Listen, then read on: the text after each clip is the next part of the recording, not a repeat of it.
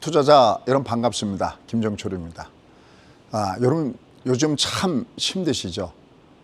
저는 이미 주시장에서 몸담은 지가 30년 이상이 됐는데 그래도 이렇게 주가가 하락할 때 또 이미 사실 작년 9월 달 이 장은 중국보다도 더 위험한 장세입니다라고 하면서 어떻게 보면 대피령이죠. 좀 조심을 해야 됩니다라는 그런 말씀을 드렸음에도 불구하고 지금 이 장이 상당히 힘듭니다.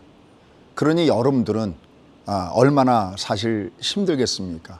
사실 어떻게 보면 이 자리에 앉아 이렇게 서 있으면서 이렇게 강의하는 것조차도 또 아침에 그래도 이 잠을 쫓고 뭔가 좀 좋은 얘기가 없을까 해서 듣고 계시는 분들한테 어떨 땐 참 죄송하다는 그런 마음이 생깁니다. 하지만 그럼에도 불구하고 거듭 말씀드리지만 말 그대로 실패해서 배우는 성공학.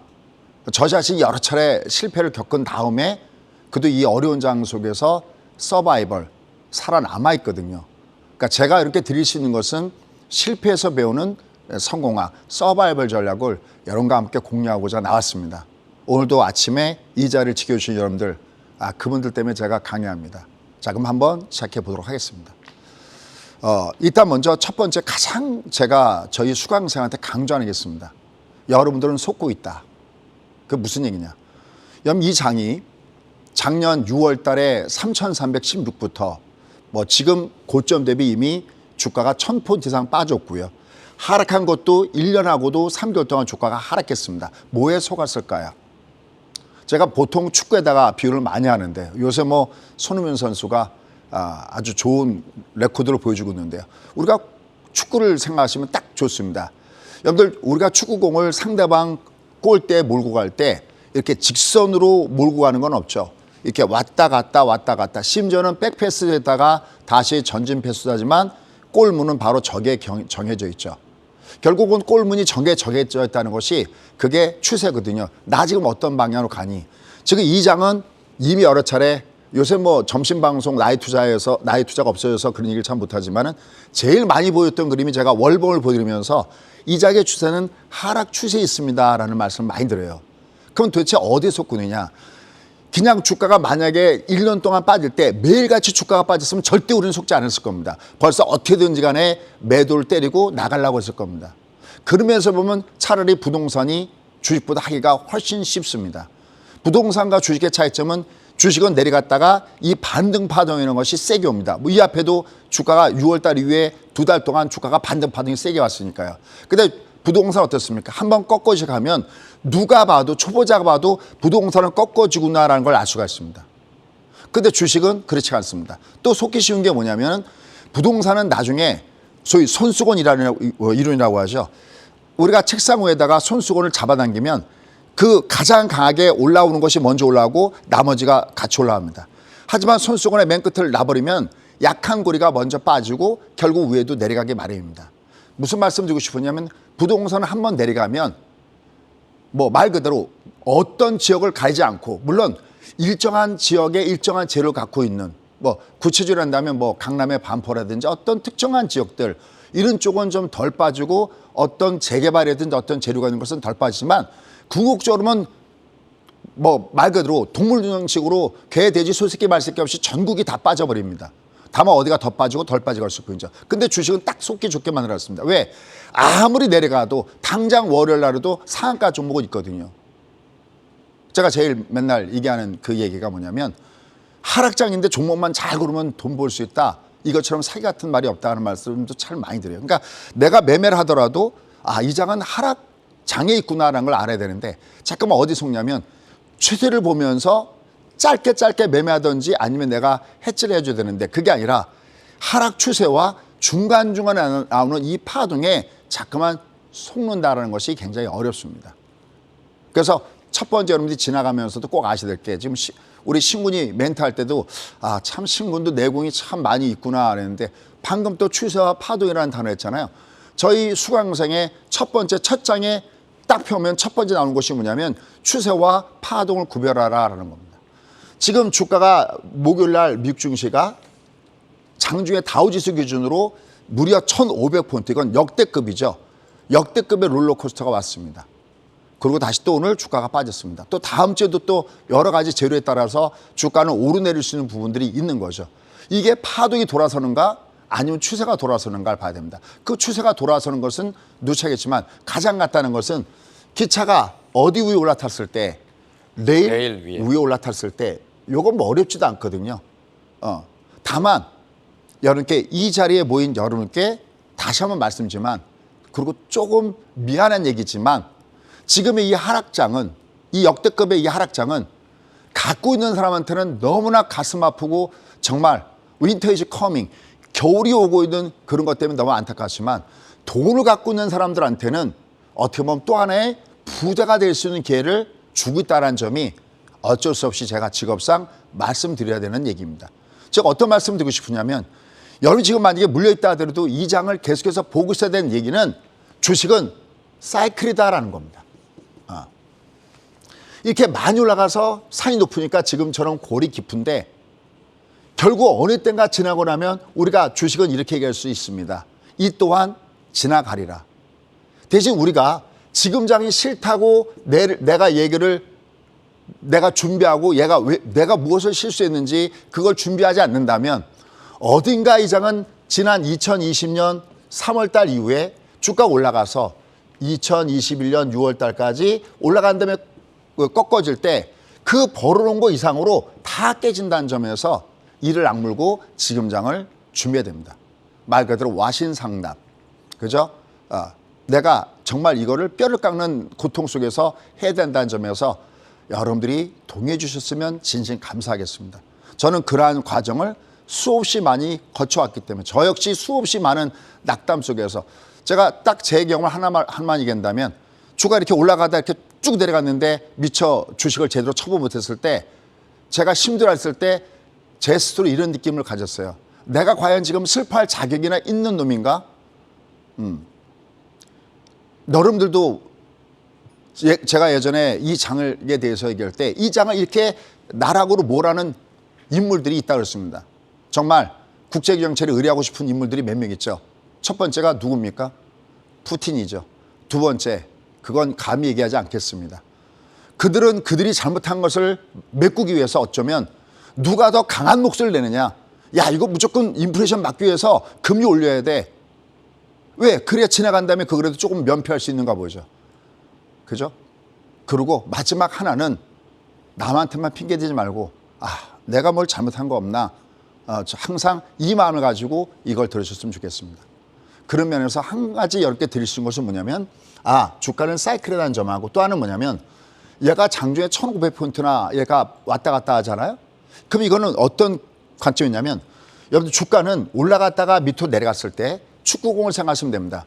축구공이 만약에 밑으로 내려가고 있는 ING 중이면 얘가 어떨까요? 계속 내려가기만 합니다. 근데 이 축구공이 바닥에 닿을 때는 어떤 현상이 생길까요? 땅에 닿은 다음에 통통통통 튀기죠. 왔다 갔다 합니다. 데코복고 왔다 갔다 합니다. 우리가 소위 얘기하는 쉽소 구간을 만드는 거죠. 칼도 마찬가지입니다. 우리가 떨어지는 칼은 잡지 말라 그러는데 칼이 땅에 꽂힐 때 어떨까요? 드르륵 떨립니다. 그러니까 장중에 목요일에 주가가 위로 올라갔다가 얘가 오늘 다시 빠졌잖아요. 어차피 아직까지는 누차 이렇게 가슴 아픈 얘기지만 얘가 추세가 돌리는 것은 한참 남았다라는 말씀을 드렸어요. 근데 이미 제가 1부에서는 빅픽처를 말씀드리고 2부에서 디테일을 말씀드릴 때 그럼 얘가 도대체 한참 남았을 때 어디서 본격적으로 장이 돕니까 할 때는 항상 월간 단위로 현재 주가가 깨는가 안 깨는가 봐야 됩니다. 즉 이 앞에 6월 달에 월봉상 종가가 얼마냐면 2332잖아요. 얘를 주가가 올라갔다가 내려갈 때 여기만 안 깨면 이로부터 6개월 후에 장은 본격적으로 부자 될 수 있는 기회를 줍니다. 좀 더 뒤에 가서 자세하게 다뤄보도록 하겠습니다. 근데 이번에 여기를 깨고 내려갔죠. 얼마로? 2155잖아요. 그럼 얘가 월요일에 조정받던 좋습니다. 다 조정받아도 상관없는데 월간 달 여기만 깨지 않는 것이 버티는 것이 6개월만 버티면 그로부터 돌아선다라는 겁니다. 근데 아직은 그런 것들을 갖다가 확인하기에 장은 굉장히 어렵죠. 다만 이렇게 역대급 여러분들 그냥 이게 해프닝이다라고 느낄 수 있을지 모르지만 제가 보는 견제는 다릅니다. 얘가 드디어 얘가 가짜 바닥이어도 얘가 리바운드를 주기 시작하네 라는 관점입니다.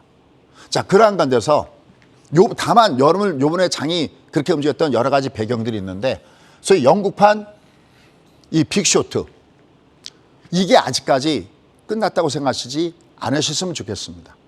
이게 아주 시끄럽습니다. 이탈리아 쪽도 시끄럽고 여러 가지 시끄럽습니다. 그럼 여러분 중에서 빅쇼트가 뭔지 아시겠지만 쇼트, 신군 혹시 주식장에서 쇼트 그러면 이게 어떤 포지션인지 아세요? 매도 하락 쪽에 베팅을 하는 걸로 알고 있습니다. 아, 그렇죠. 여러분들 지금 들으셨죠?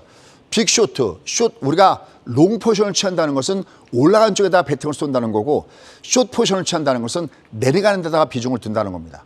그럼 빅쇼트라는 것은 밑으로 폭락하는 데다가 배팅을 걸었다는 것이 빅쇼트인데 이게 영화가 나온 거 아마 여러분들 보셨을 겁니다. 신고 보셨나요? 네. 거기 네. 또 유명하고 잘생긴 분들이 많이 나와서 누가 기억나나요? 브래드 피트가 나온 걸로 브래드 알고 피트요. 있습니다. 맞습니다. 저는 그 브래드 피트가 했던 대사가 너무나 기억이 납니다. 그 같이 내려간 쪽에다가 배팅을 얻던 뭐라고 표현해야 돼요? 뭐 동업자라고 표현해야 될까요? 그 친구 두 명이 젊은 친구 두 명이 이제 매도 쪽에다가 걸고 그 문 앞을 나가기 전에 그 앞에서 덩실덩실 춤을 췄습니다. 그러니까 브래드 피트가 한 얘기가 있습니다. 절대 춤추지 말라고. 지금 우리는 미국이 망하는 데다가 배팅을 걸고 있다고. 저는 그 대사가 정말 기억에 남습니다. 근데 보십시오. 결국 그러한 빅쇼트가 있었고 2008년도에 리먼 사태가 터졌지만 장은 어떻게 됐나요? 그 위로 10년 이상의 빅사이클 주면서 올라왔습니다. 결국은 이 또한 지나가리라가 바로 그거이기 때문입니다. 그 이유는 왜 그럴까요? 결국은 돈은 계속해서 찍어주고 주가는 사이클이기 때문에 바로 그런 현상이 나타난 겁니다. 그럼 이 빅쇼트 현상 어떻게 볼 것인지 지금 이탈리아도 굉장히 문제다라는 얘기 들었는데 지금 트러스가 이번에 지금 내려가다가 올라갔던 그 부분들도 굉장히 많이 영향을 주고 있는데 이번에 재무장관을 단실 내에 잘라버렸죠. 그죠? 그런데도 여전히 이 얘기 나오는 멘트를 보면 이 트러스의 발언들을 이렇게 찾아보면 여전히 본인은 감세 정책을 선호한다는 얘기를 하고 있습니다. 대처를 흉내내는 거죠. 하지만 예전에 대처, 그러니까 1980년대입니다. 1970년대에 오일 쇼크가 있은 다음에 미국은 1980년대에 영화배우 대통령 레이건 대통령이 있었고 바로 영국은 대처수상이 있었거든요. 이 두 사람은 공통점도 있고 차이점도 있는데 미국은 이로부터 뭐가 붕괴되기 시작하느냐 제조업이 붕괴되는 시기를 맞게 됩니다. 금리를 20% 나가는데 어떤 물건을 만든 사람이 미국에서 물건을 만들겠습니까? 그냥 은행에다가만 갖다 놓으면 기준금리가 20%가 되는데. 그죠? 또 영국 같은 경우도 제조업을 버리고 금융산업을 본격적으로 발달시키게 되는 계기가 됩니다. 하지만 지금 어떻게 됐습니까? 브렉시트, EU에서 탈퇴가 되면서 어떤 회사들이 뭐하러 영국에다가 그거 갖다가 회사를 놓을 이유가 뭐가 있겠습니까? 여기다가 지금 인플레의 가장 큰 원인 중에 숨은 이유 중에 하나가 뭔지 아십니까? 바로 트럼프 시절에 나왔던 거 반이민 정책입니다. 영국도 마찬가지죠. 영국 내에 들어왔던 사람들이 이 EU에서 탈퇴하면서 사람들이 어떻게 됐을까요? 신군 다 바깥으로 나가버렸죠. 그러니까 싼 노동력이 없었던 겁니다. 그동안에 굉장히 인플레 시대를 우리가 제대로 겪지 못하고 살았던 큰 이유가 두 가지가 있었는데 바로 그것은 뭐냐면 중국이 예서 디프레이션을 수출하는 나라에 있었고요.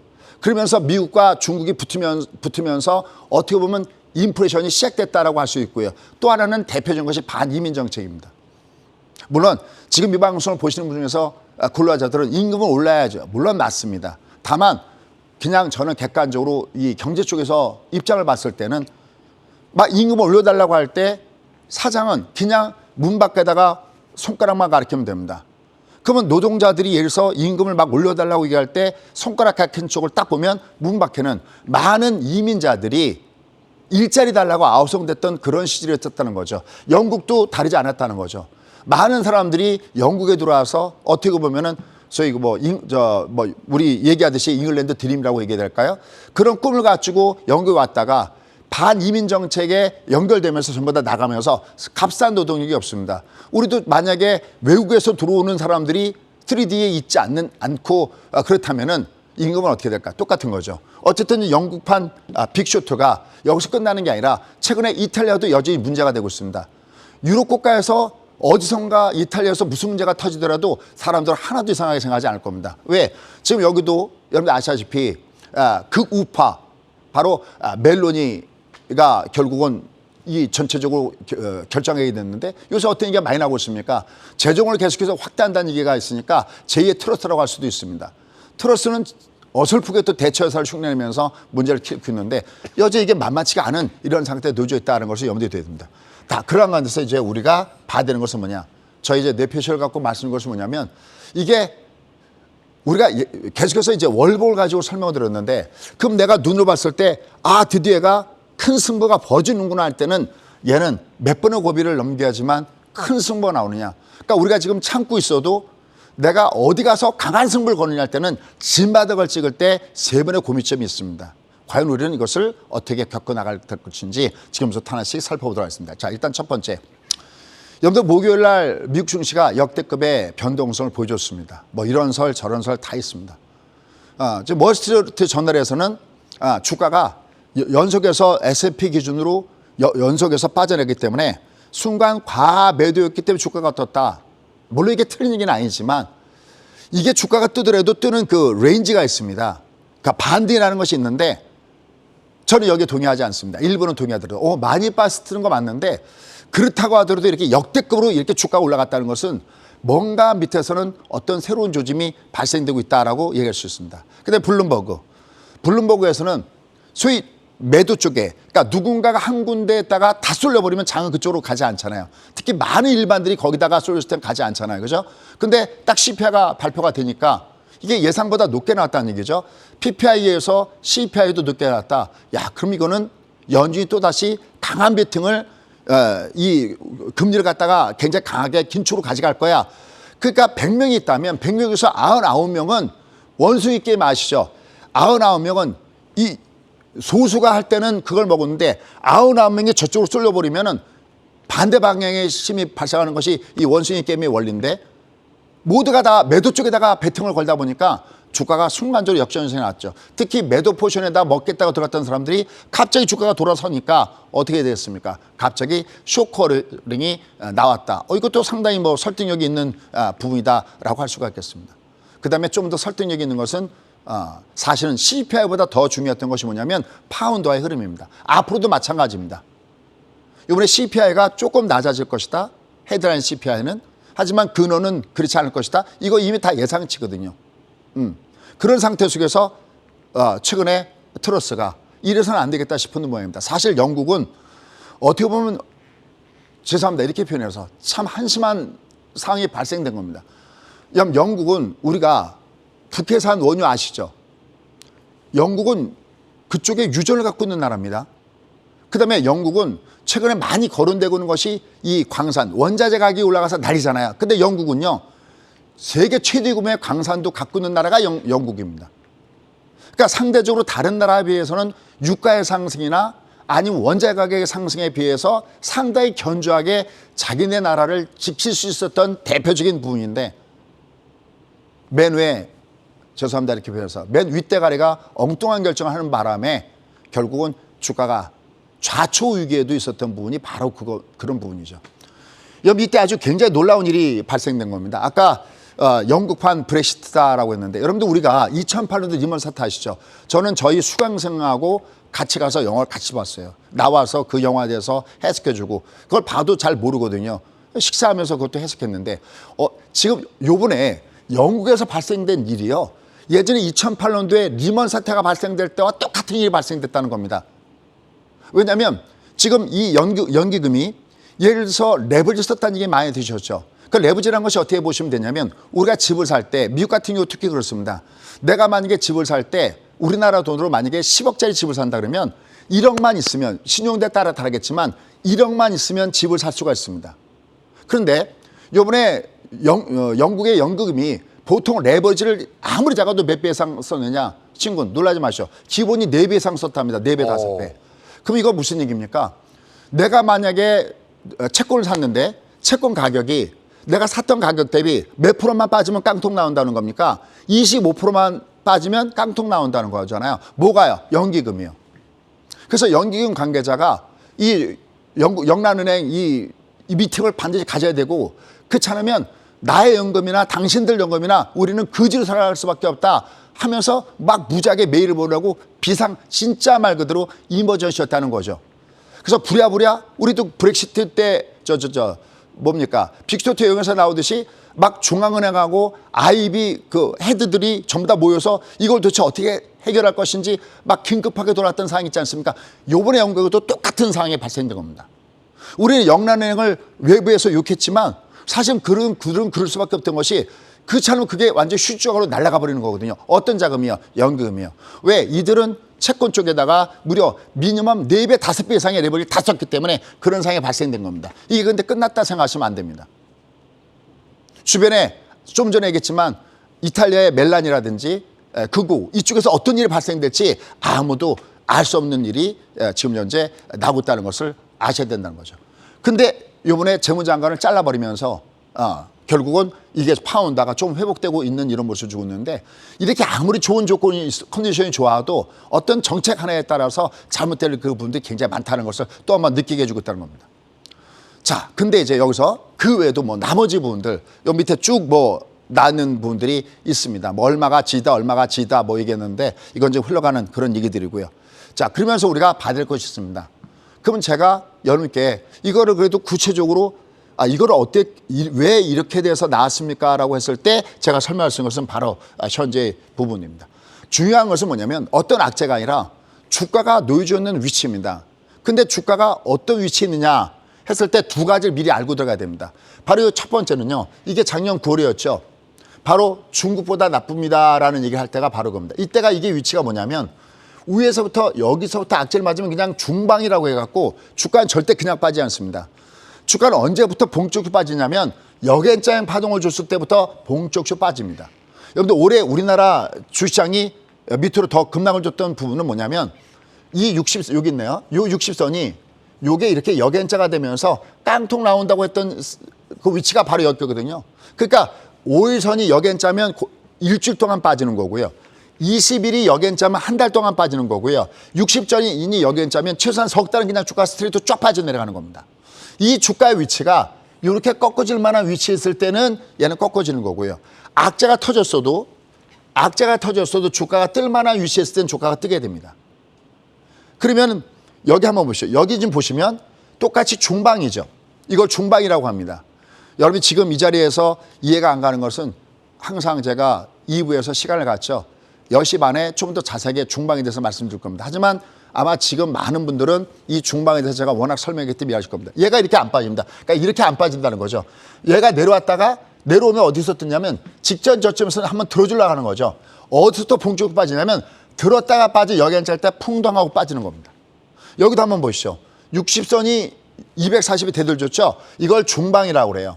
여러분들 요 그림을 가만히 보시면 요번에 2020년 3월달 주가 뜰 때 딱 여기서 뜬 거잖아요. 중방 패턴일 때는 주가가 이미 얘가 여기까지 빠져 내려올 때 이미 악재가 거기에 기반영되고 있는 겁니다. 그러다가 중방일 때는 뜹니다. 근데 여기서 조심할 것은 뭐냐면 이게 지나가는 악재다. 이게 만약에 지나가는 악재라면 얘는 다시 내려갔다가 골든콜 주면서 다시 올라가 버리는데 이게 진짜 심각한 악재 그러면 얘가 내려갔다가 들었다가 역행자로 주가가 본격적으로 빠질 것이 두 번째 빠질 때 여기서 본격적으로 빠지는 겁니다. 저걸 뭐라 그러냐? 저걸 우리가 소위 얘기하는 하방의 위치에 있다라고 얘기하는 겁니다. 내가 저걸 모르면 매매가 안 되는 겁니다. 그럼 자 보십시오. 주가 위치가 어디 있었는지 한번 볼게요. 미국이. 이게 앞으로도 이런 현상이 나타나는가 안 나타나는가 보셔야 됩니다. 얘가 요번에 롤러코스터장이 나오면서 주가가 빵 떴다가 오늘 다시 내려왔잖아요.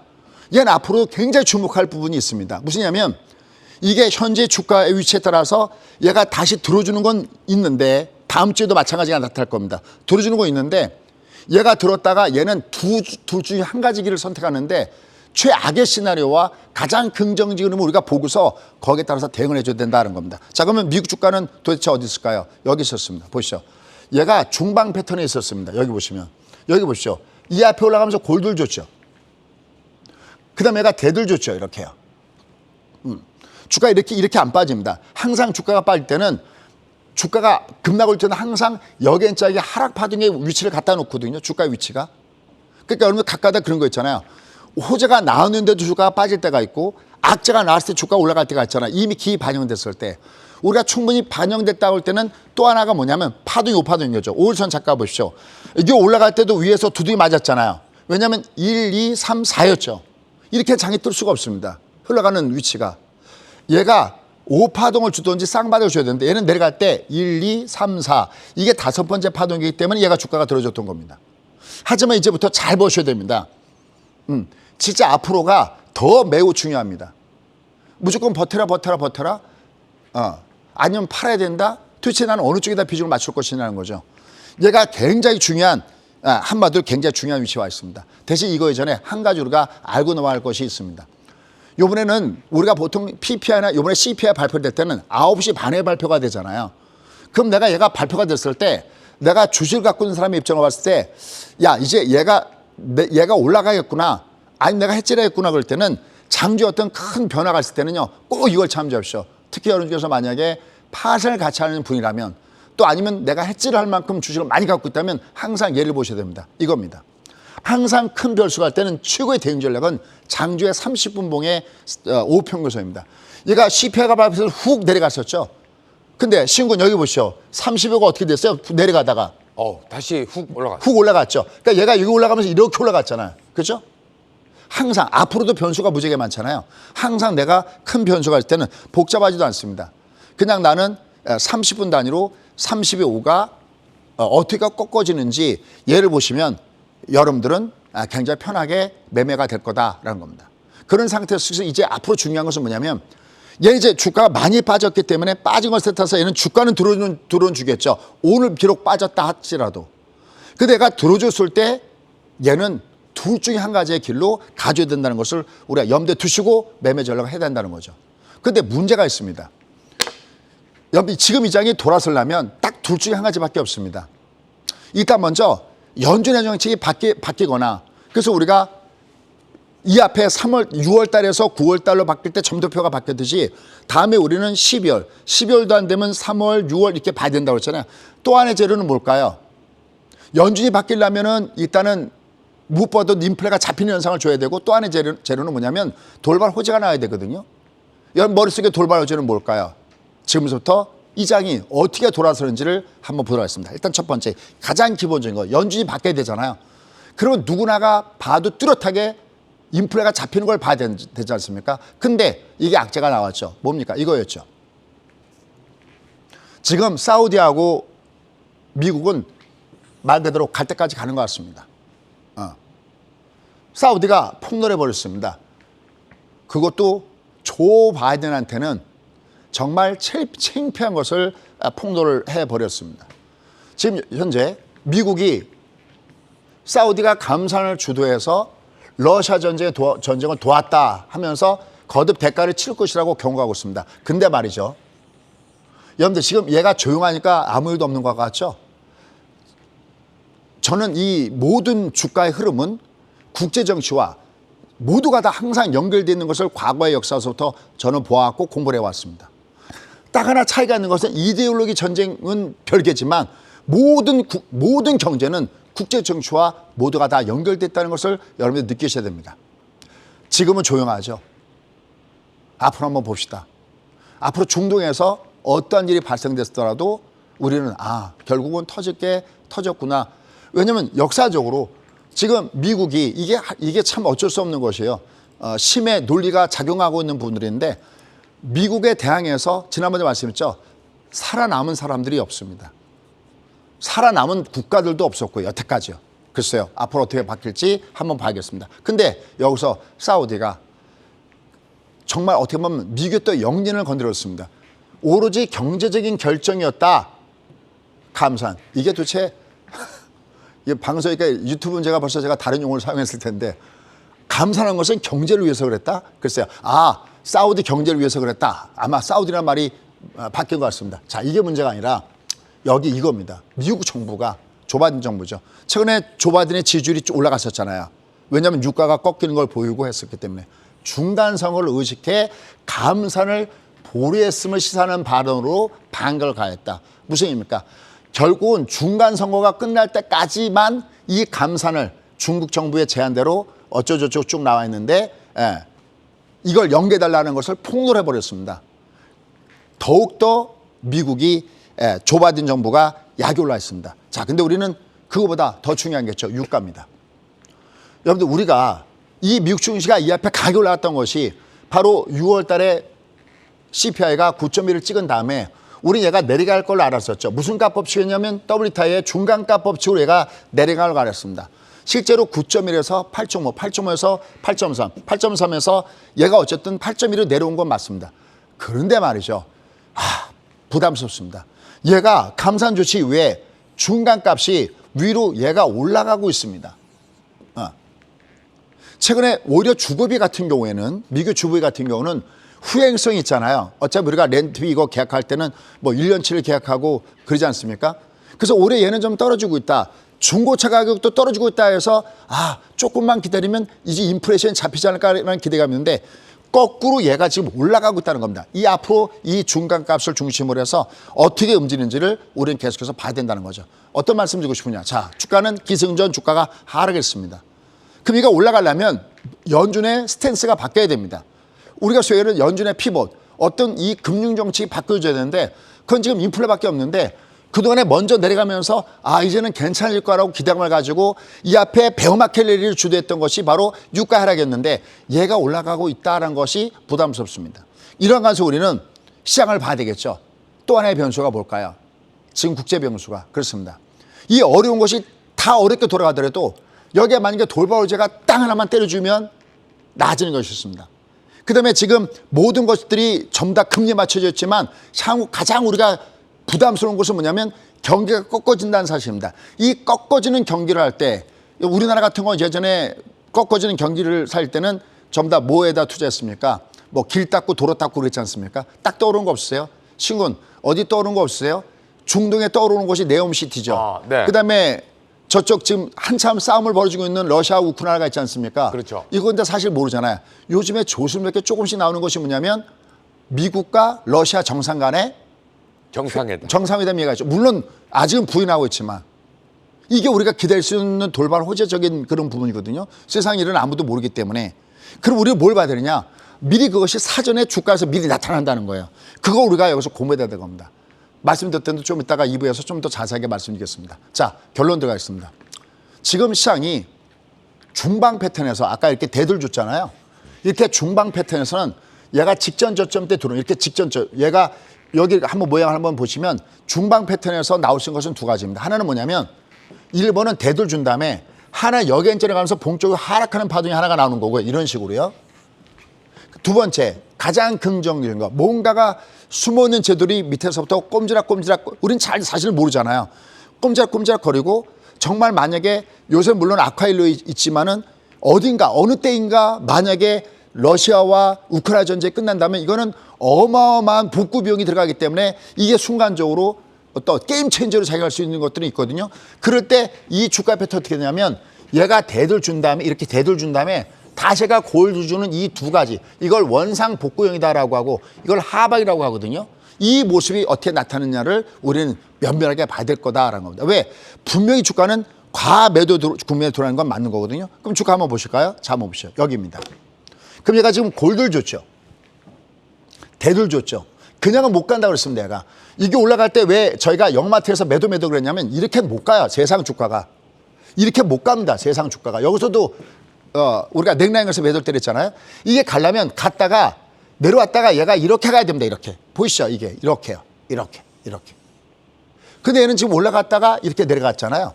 얘가 왜 떴냐고요? 그냥 이렇게 쭉 빠지는 않습니다. 오늘 물론 주가 급락지만 이렇게 쭉쭉쭉 내려가지 않습니다.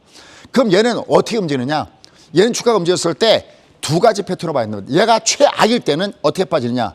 아까 두 가지겠죠. 보실까요? 최악일 때는 얘가 지금 여기 있거든요. 주가가 쉽게 가면. 그럼 얘가 들어오는 주는데 아까 보여드렸죠. 하나는 얘가 하방으로 내려가면 얘는 소위 가는 역퍼펙트 패턴인데 이러면 주가는 상당 기간 좀 더 지수상으로 기간상으로가 아니라 가격상으로 조정받는 패턴이 될 겁니다. 요게 1시나리오. 그다음에 두 번째, 아까 제가 세 번째 고비점을 넘겨야 된다고 그랬잖아요. 두 번째 시나리오. 얘가 어떻게 돼야 되느냐. 여기 보시면 대들 줬죠. 대들 준 다음에 첫 번째가 골드 줍니다. 하더라도 직전 고점수는 또 드디어 맞아요. 진짜 상승다운 상승을 줄 때 얘가 N자로 가야 되죠. 여기 한번 보시죠.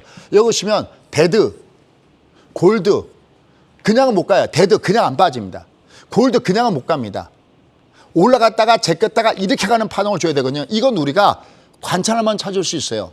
그건 제가 계속 국고초에 나오면서 여러분께 얘가 지금 어디쯤에 와 있습니다 라는 말씀을 여러분께 드릴게요. 그래서 현재 주가의 패턴이 어떻게 움직이냐는 것은 얘가 주가가 본격적으로 상승 패턴의 구간에 들어가느냐 안 들어가느냐는 것은 무조건 얘는 골드 줘야 됩니다. 무슨 말씀 드리고 싶으냐면 얘가 무조건 살아나려면 여기처럼 그나마 얘가 이렇게 하늘을 봐야 별을 따듯이 이게 무조건 여기를 뚫고 이렇게 올라가야 됩니다. 이렇게.